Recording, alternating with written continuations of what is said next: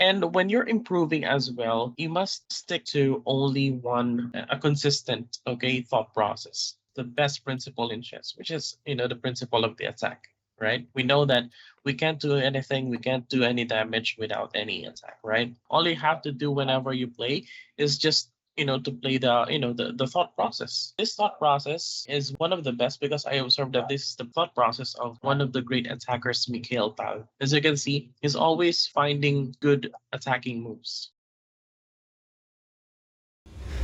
Yeah. Uh, Yeah, because when I started, playing chess, it's more about knowing the basics. Do you get what I'm trying to say? Because when yeah. you know the basics, you can always deviate. Mm. Okay. For example, when you were a child, okay, um, chess is all about like developing the pieces, the maximum activity, something like that, right? So Do you want to remind this really and then. quick, Angelo, viewers, Mm-hmm, because mm-hmm, we've learned this, and a lot of people probably have, but just as a reminder, the very first lesson you gave me, which was excellent, by the way, like the mm-hmm. three base principles. There was three, right? Yeah, yeah. Basically, all you have to do is just to follow this this tree. So first, you'll have to always maximize your pieces, right? Second, always find your least active piece in the position, okay? And the third one is to basically put your pieces into the center, right? So that you can uh, you know gain a lot of squares. Hey, I'm National Master Angela Escobar, from the Philippines, right? I've been teaching chess for at least 6 to 7 years already. Wesley and I have been together for at least 1 to 2 years of coaching, right? So yeah, I'm really glad that I'm here and still coaching him. And yeah, thank you so much. So yeah, without further ado, let's get started. So yeah, What would you define mhm, exactly, just so people understand, by uh-huh. maximizing your pieces or their Okay, yeah. activity? For example, here, when you put or when you decide where to put the bishop, right? Are you going to put the bishop on e2, c4, or b5, right?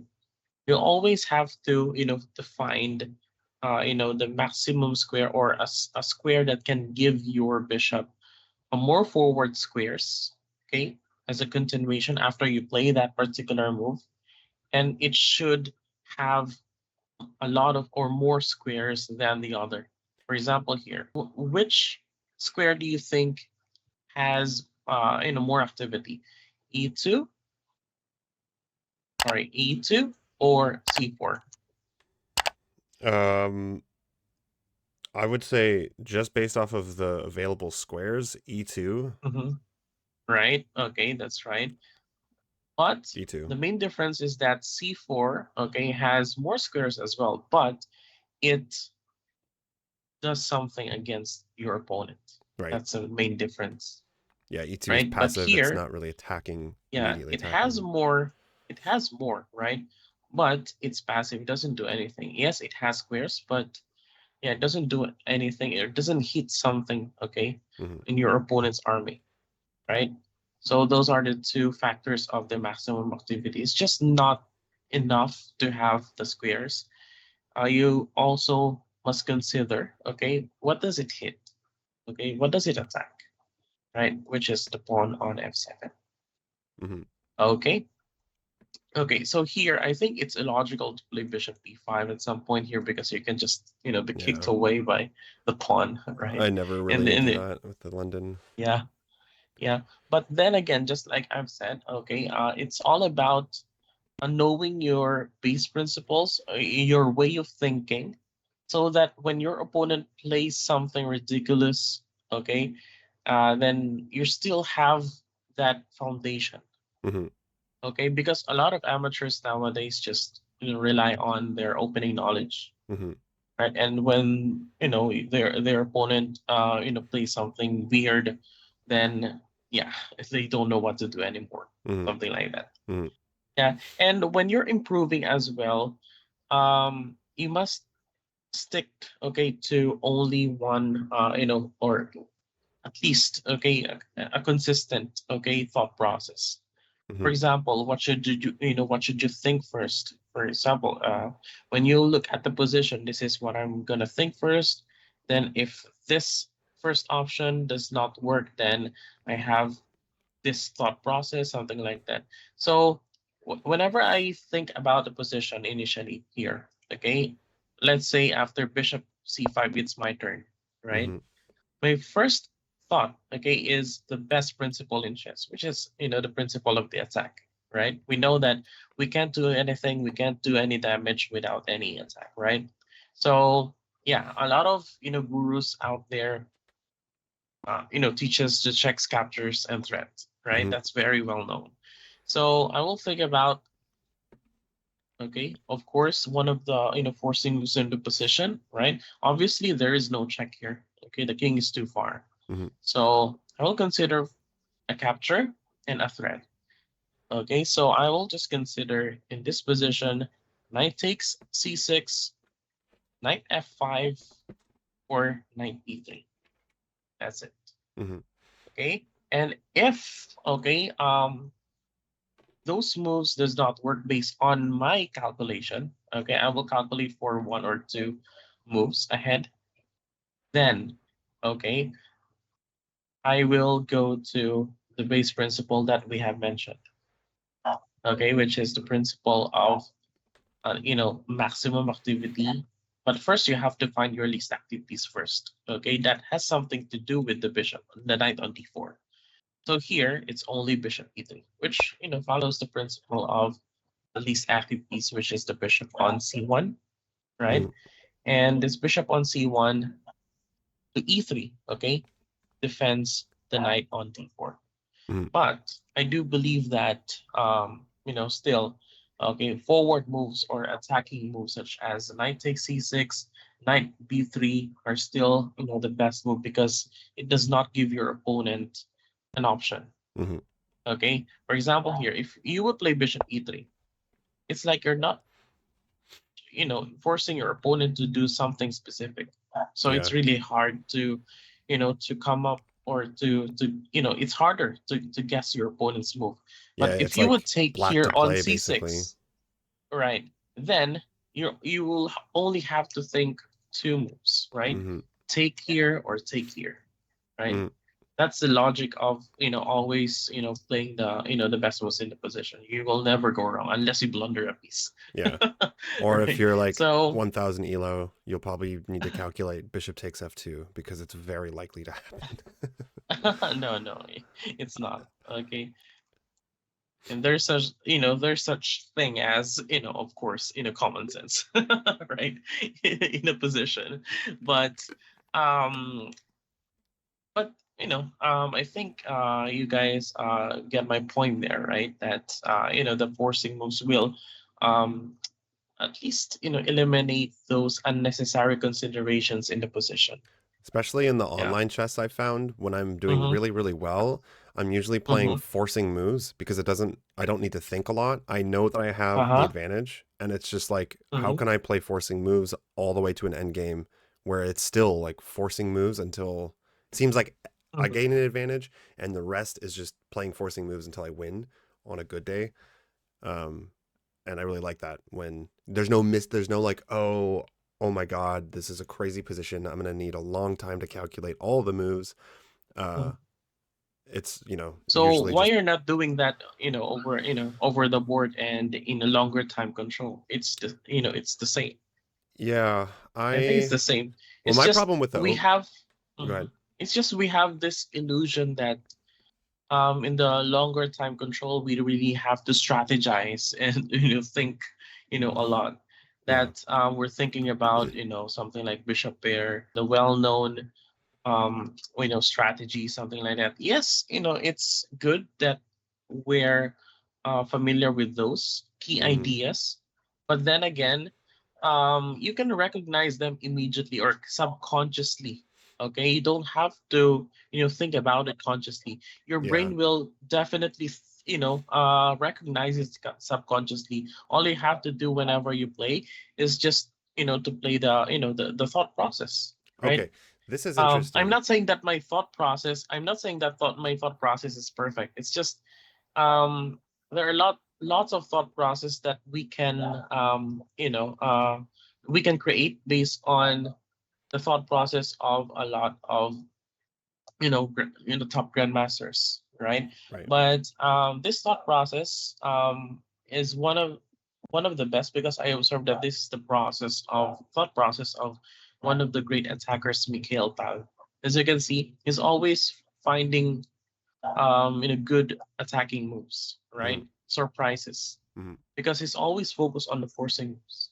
Hmm. Hmm. So So yeah, I actually am curious then. I would love to hear your thoughts on so there's online chess and there's over the board chess. Personally, like this tournament I played just recently, it was mhm, 5 days long. The struggle of like me as a mostly online player, then going into an over the board game where it's very different. You have a 3D chessboard. The pieces are not the same. Visualizing all of that is right, a little bit yeah, different.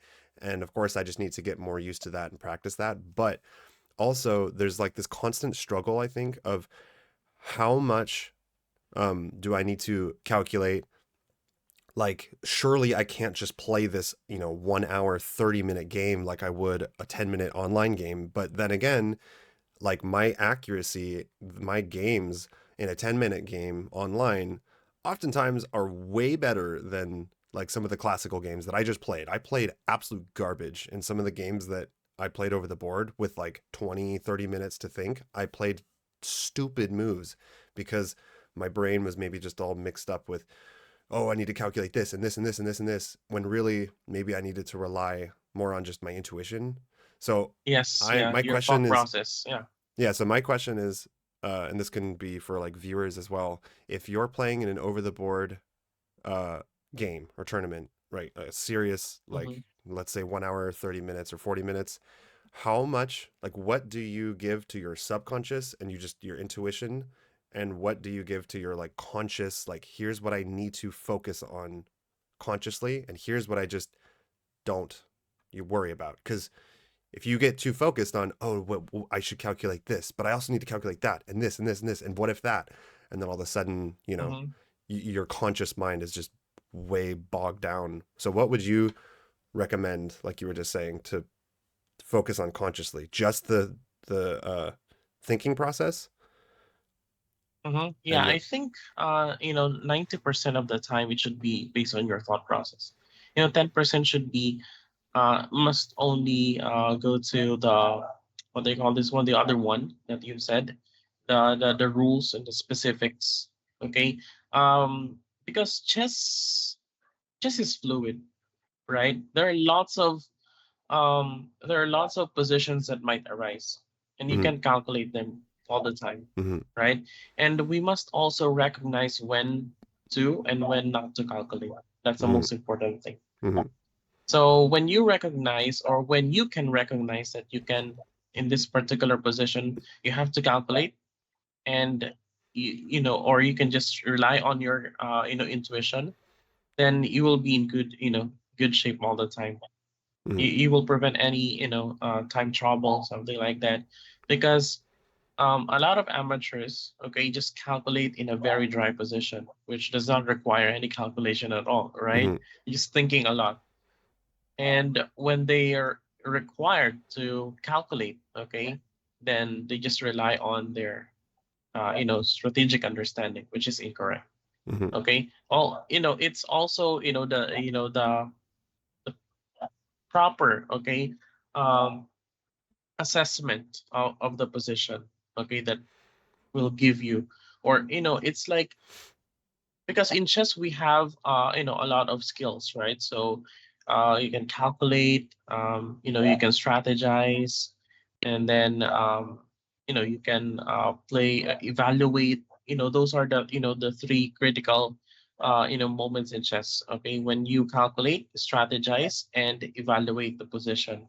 mm-hmm, When you know when to do, okay, when is the most important word here, when to do okay those or prioritize thinking about those activities in chess, then yeah, you will be in good shape.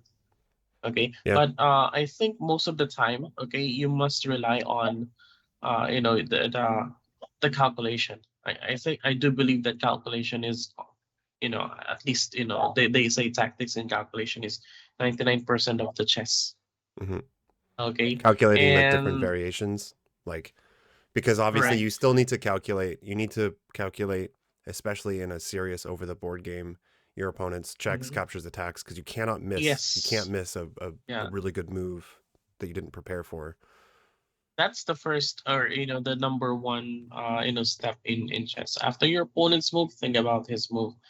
Okay, do not think about your move first. Okay, Hmm. because your idea must be aligned with his idea. Hmm. Because when you recognize what he's doing, you can decide whether to ignore his idea, Hmm. right? Or to do something about it. Hmm. And when we say do something about it, whether we counterplay or we stop that idea. Hmm. You get what I'm trying to say? Hmm. Yeah. Yeah. Okay. Yeah, I think we can play and discuss and at the same time, right? Can What do you still get the black okay. pieces. All right. I'll go back to D5 first. You can see Yeah. how bad my D5 is. And they usually play against this, Sometimes.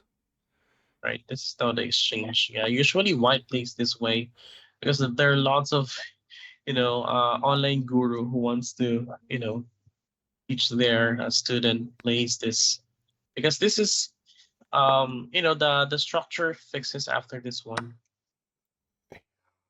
See, I The just like prompts bad. I'm so not confident though with my openings as D5. I can play just based off of my thought process, but it's Mm-hmm. pretty rare that I'm like, yep, I know that I'm playing this right. You're still playing it right. Okay, even if you don't, you have to believe in yourself. Yeah, of That's course. that's how you play chess. Because if you can't believe in yourself, your opponent can smell it. You believe what I'm Yeah, trying to say? yeah, of Yeah, course. you look like scared. I feel like I was only able to draw some of those stronger opponents in the tournament because of that, and a lot of them afterwards they're like, you're not, because my FIDE rating right now is um uh That's Rafida now. it's 1665, and so when I like drew against a nearly 1900, they're like, you play very well, and I'm like, yeah, it's because I think I'm a little bit Mhm. higher than that, but it definitely wouldn't have happened if I was like really scared thinking okay, Yes, I'm yeah, just gonna yeah. take. Most of the time, Yeah. we play bad moves because of our mindset. Yeah, that's me Hmm. when I was a child. Okay. I might regret this. Maybe not. Okay.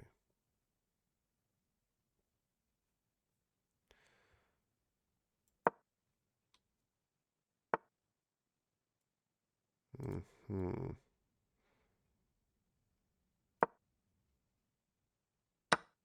Think. Yeah, this is bad. Forgot the knight was hanging.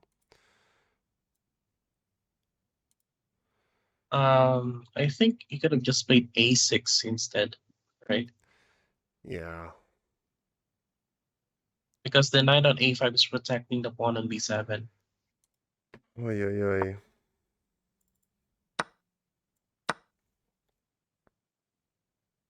Okay. My blitz is pretty bad right now. I don't play blitz very much nowadays, which is probably Uh, good. I don't play blitz too. It's just my old rating. Let's see here. Yeah, capture and Yeah. try to defend that pawn. Let's see. Time to bring the other rook. Hmm. Oi, this is pretty bad.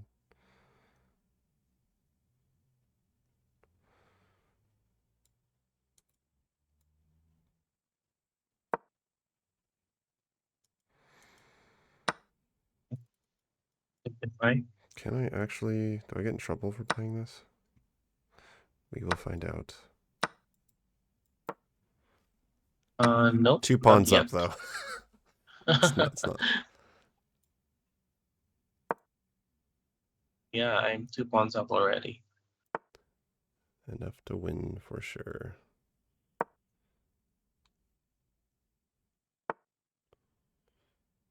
Yeah, I'll resign. This is good. Yeah, endgame is basically bad when you're down a pawn. So Yeah, when you play the Tarash, no endgame. Okay. the Tarash. Wait, what do you mean? Is that what we played? Yeah, I think you played That's C. the Tarash with C5. It seems like you transpose it to Tarash. Oh, okay. I mean See, I'm Tarash like completely. I setup. don't even know what I'm Mm. playing anymore. As D5, I'm just like, I don't know. This is. It says C5 is an Mm. inaccuracy, but It should be okay, C6, okay, not C5. okay, Okay. Mhm. That'll all do. right. Oh boy, I guess I'll go back to Bishop F4. Mm-hmm. I should be able to remember some stuff. Um,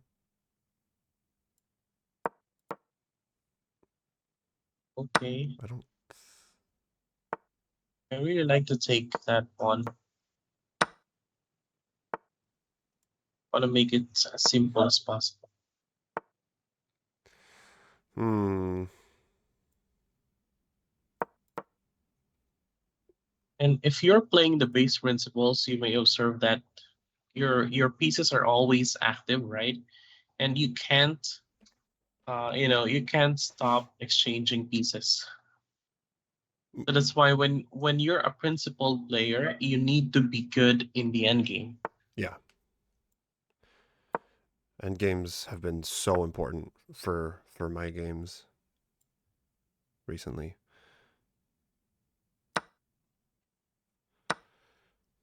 That's a Also, weird. Okay. tactics lead to end games when you do it right.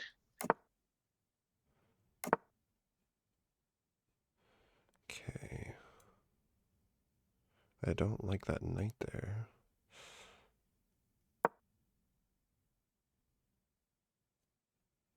Mhm. That's a good move. And this is now what we call I usually do this because that's the only idea in this position, the minority attack. Without Yeah. the minority attack, I can't do anything.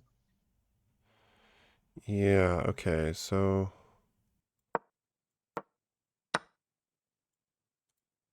Oh boy.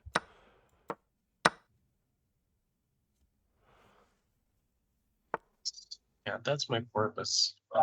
Minority attack to create a weakness on C3. Hmm. This is a deep positional move. I'm just kidding. H6. And because later on, you can use that as a escaping square, they say. Um, I'm ignoring that, I guess. Okay. nice. I don't know about this. Maybe I should have just taken. Yeah, now my knight's just on a stupid square. Okay.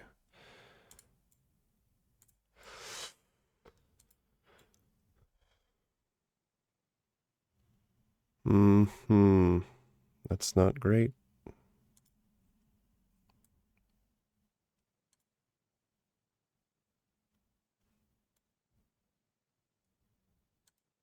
Oh boy, that was a bad move. Mhm. So whenever there is like that, the two rooks, okay, facing each other, the opposite, side of the board, I think you should have thought about um, when you exchange that rook, okay, how can you possibly improve your position?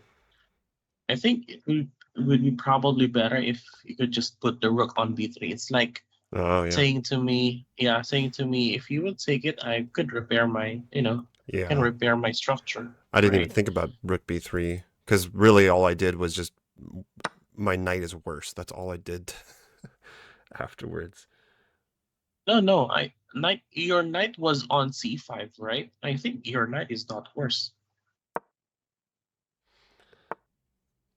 Hmm. It's a weak square, or a strong square for you.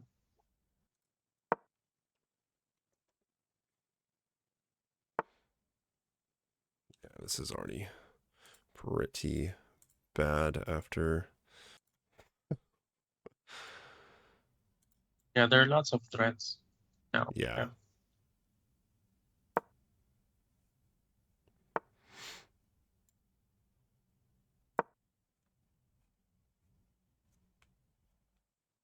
Okay. Push. Are you streaming now? Nope. I'm recording, but not streaming. Okay. Otherwise, Yeah, it'd be. recording.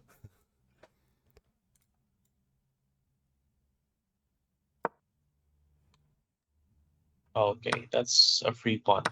Yeah, there we go. That one's done for. Yeah, two connected passer.